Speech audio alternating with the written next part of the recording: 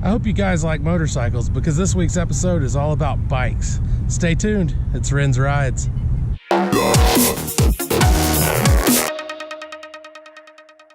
What's up, YouTube? Hope y'all are having a great day. I'm headed out to the Harley shop today, wanting to go check out the new line of bikes. Want to see them with my own eyes. You know, I've watched a bunch of videos of people showing off the new Softails and stuff like that, and I've just heard a few things here and there and read a few articles about the new line. So, you know, I'm kind of going into this somewhat blind. I've seen pictures of the new stuff and I've been on Harley's site, but I really just want to go have a look at them, maybe test drive something. I don't know. This is really just something to do. I'm not looking to buy or anything.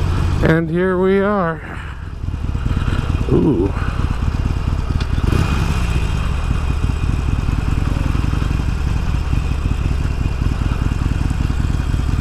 So this is the 2018 Breakout Softail. I'm about to ride it. Damn, that thing looks good. Yeah, that is nice. It's pretty sweet outside. I didn't even realize it had pinstriping on it. Yeah, it's really dark. Yeah. So did somebody do that, or is that factory? That's factory. Really? Yeah. That's awesome. All right. Look at this bad boy right here.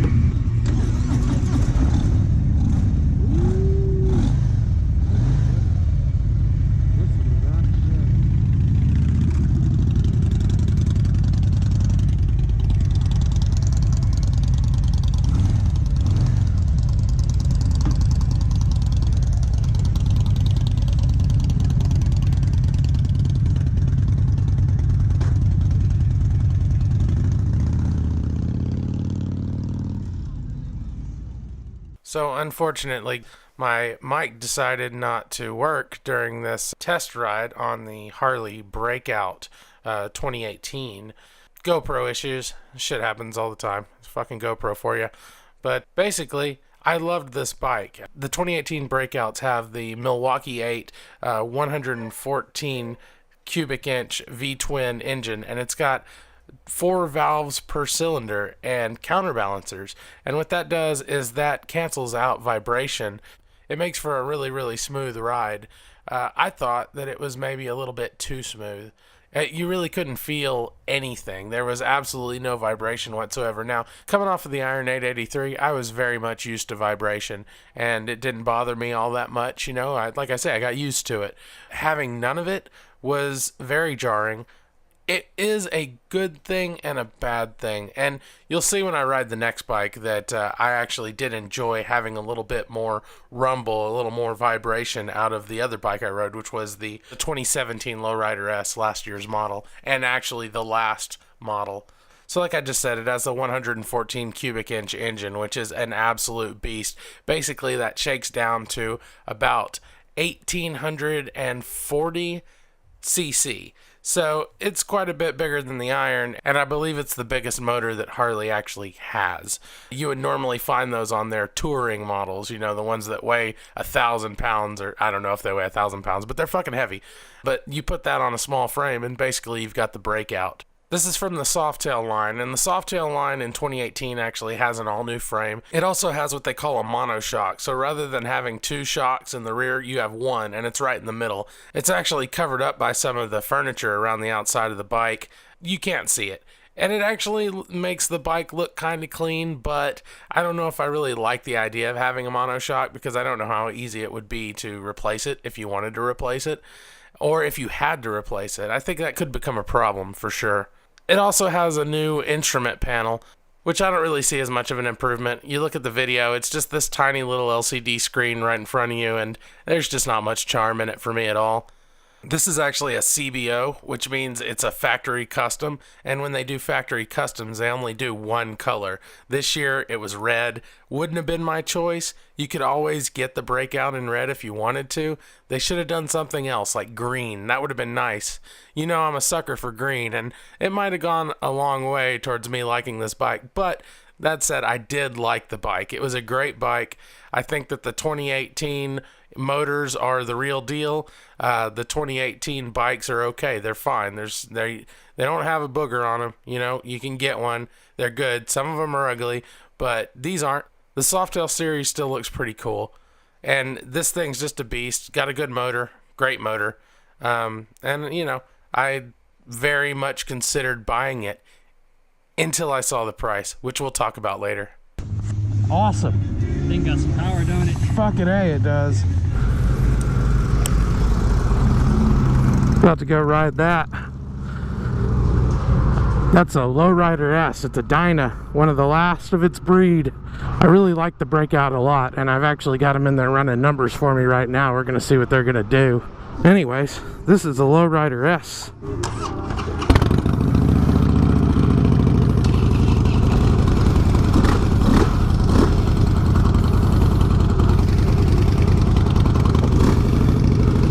Man, that sounds good. This one kind of pulls too. Just right off the bat, I don't like the seat as much as I liked on the Breakout. And I like the controls on it too. They're kind of forward to mid. Not quite forward controls, but close. God damn, this is nice though. This thing feels great. I mean, it gets moving. Ooh, I love that pull. God, that shift is just smooth. Nice deceleration. Now I see what Blockhead was so enthralled with this thing for. I mean, it really is another level. I'm gonna let this guy get in front of me. We're gonna go through all the gears here.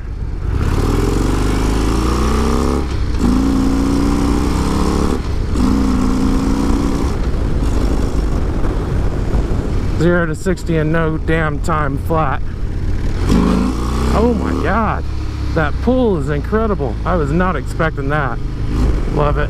Love it. I mean, it's night and day. So much more comfortable. The seat, the leg positioning. It's just, it's like going from a Camry to a Cadillac.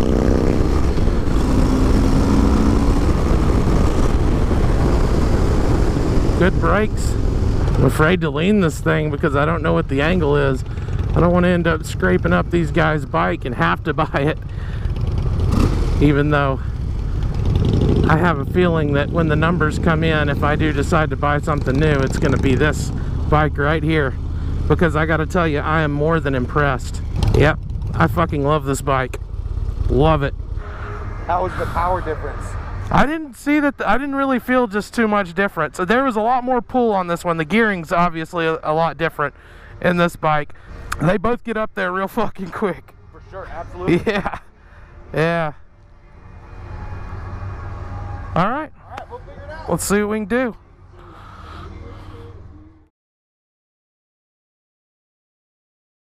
And it looks like I have officially pulled Blockhead. I fucking bought a Dyna. I bought the Lowrider S. I totally did not intend in any way to go in there and buy a new bike today. Blockhead really did hit the nail on the head when he said that the Lowrider S is like a Sportster on steroids. That really is the perfect description of it. They gave me a great trade-in. I traded in the iron, which was a little bittersweet, just like when I had to get rid of Sophia. They, you know, worked with me on the price a lot, so it was well worth it. This is a quite a bit more expensive bike than my iron. This is a huge upgrade. And it did cost. I liked the Breakout a lot. It was a very nice bike, but it was about $5,000 more than this bike, and I didn't think that it was $5,000 worth of improvement. So what was it that made me buy the Lowrider S and trade in my 883? Well, there's several things. First of all is, of course, power. It has a 110 cubic inch engine. It's Harley's Screaming Eagle 110. And basically what that shakes down to is 1800 cc's. All that extra power equates to a huge boost in torque, which is really what you want for a street/highway bike. It really is a big difference, especially coming off of the Iron 883, where the Iron 883 felt like it was pulling me along, almost dragging me at times. The Lowrider S feels completely different. The power feels like it's coming more from behind you, like you're being pushed along. It feels much less labored and more effortless when it's pushing you down the road. It really makes for an altogether more pleasant ride, and you can definitely see where your money's going. you get much more response out of your throttle than you would in the Iron 883, which makes it just feel like a overall zippier bike. This bike is infinitely more comfortable than the Iron 883. Anytime I would hit a bump in the Iron, it would basically send a shockwave through my entire body, and that doesn't happen with this bike. It also sits quite a bit higher than the 883 did, gives you a little bit more of a commanding view of the road, and also I no longer feel like the smallest vehicle on the road either. This thing rides like a fucking dream at high speeds. I mean, it is just wonderful. There's absolutely no vibration, which was a big problem with the Iron 883. You get it to a certain speed and it just starts shaking like hell. It made for not as relaxing of a ride as it could be. This bad boy right here just felt fucking great. I mean, just amazing. I also really love the positioning of the controls on the Lowrider S. They're not forward controls, but they are more forward than on the Iron 883. The seat is much closer to the handlebars, so it lets you maintain a better posture when you're riding. I always had to lean over a little bit on the Iron 883, and I don't have to do that at all on the Lowrider S. It's got dual disc brakes in the front, which is kind of a no-brainer when you've got an engine with this much power. That's exactly what you need. And a single disc in the back. It's a 6-speed, which is a new thing to me. It's got anti-lock brakes, which a lot of people say is the best feature you can get on a motorcycle as far as safety goes, and I can certainly see the reasoning for that. It's got cruise control, which I actually tried out, and it's the real deal. Works exactly like you would expect it to work. This bike uses a throttle by wire system. It is absolutely responsive. It feels perfect. This bike has emulsion shocks in the back, and they're fantastic. I mean, most bumps I don't even feel. The Iron was a really bumpy ride. It's also got an anti-theft system. Basically, you get a key fob and you have to be within 10 feet of the bike with the key fob or it won't start. No key required, which is great for me because I have left my key in my bike several times, and I've had to jump my bike off a couple of times because not only did I leave my key in the bike, but I left it in my bike in the on position. Of course, the engine wasn't running, but it was sitting there draining my battery, and so that's never going to happen to me again, and that's a wonderful thing. The location of the controls is much improved over the Iron, and it really does make it a whole lot easier to shift the bike.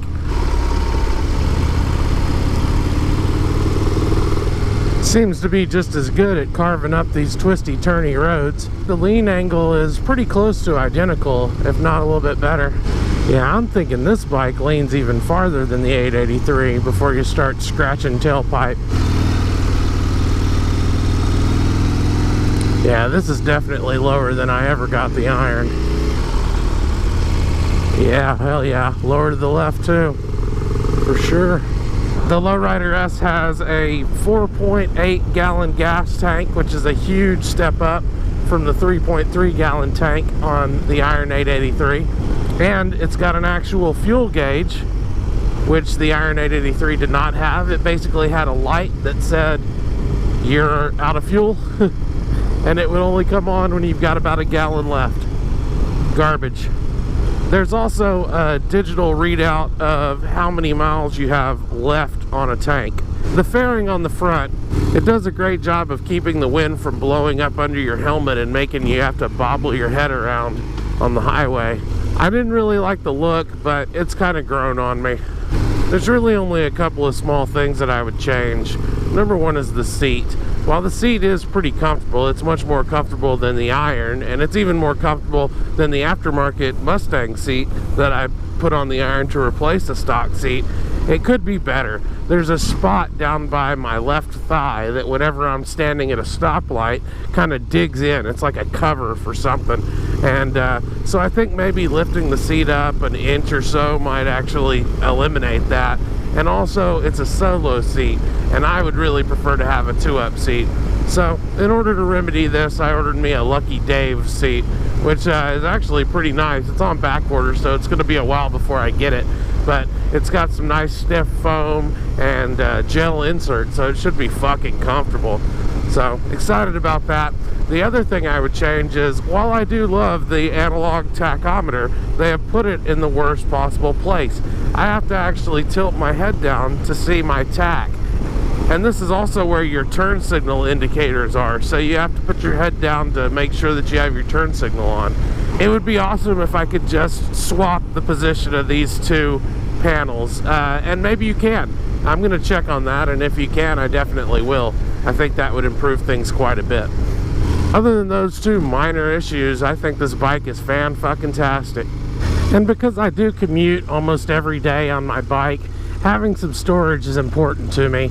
So you might have noticed on the iron I had a sissy bar with a bag on it, and I consider that to be an absolute must. I'm not a fan of saddlebags. I think they really kind of destroy the look of a good street bike.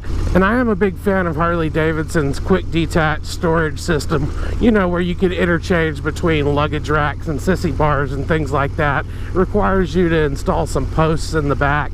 But on this bike, it's kind of a problem, because in order to install the quick detach system, you also have to relocate your turn signals and your license plate, which actually comes out to be a pretty big deal, because you have to do wiring and things like that to move those things. And so I am doing it because, like I say, I do like the system, but it is going to be pretty fucking expensive to get it done. So if that's something that's important to you, you definitely need to factor that in with the cost of the bike. Some things that I think that the iron is better for than the Lowrider S, well, the iron is a whole lot lighter than the Lowrider, and I'm gonna have to be much more mindful about pulling into parking spots that are on a slight decline, because this fucking thing is really, really hard to push. I tried it when I was in the parking lot at the Harley shop, and it was a real problem. I thought I was going to have somebody push me. Now, I've found myself in that situation with the iron as well, but the iron is a whole lot more forgiving about it. If you really fuck up, you might have to get somebody to push you, but in most situations, you're going to be able to get out with very little problem.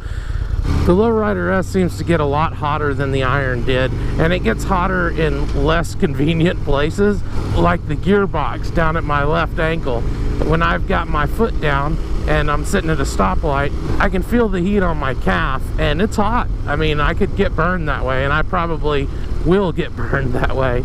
And on the right side, you've got the pipes there, of course, which, you know, the pipes are hot. That's just how it goes. The way the 883 is geared made it a little bit easier to launch. With the Lowrider, you either have to give it a lot of gas or let off a lot of clutch to get to a smooth start.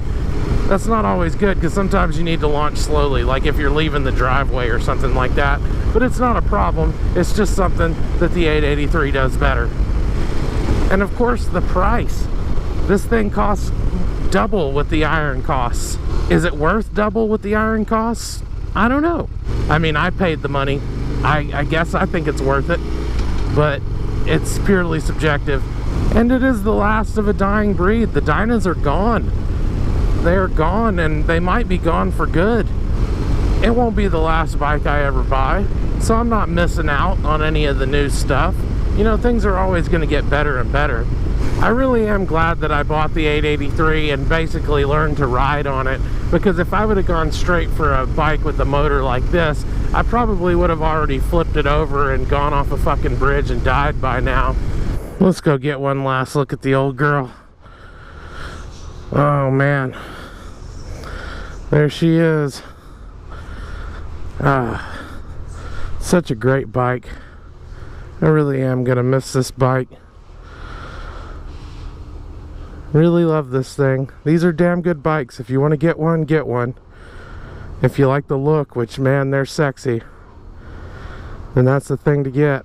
She was a real good ride. I'm sad to see her go. I'll probably end up getting another one someday. Fantastic bikes. And I really enjoyed this one. It's got a lot of personality. Her name is Gretchen, and I'm gonna miss her. So long, Gretchen. Well, there you go. Another bittersweet end with a happy new beginning. This keeps happening to me. I guess I'm just a rolling stone. No time to gather any moss. Thanks for watching. Peace out.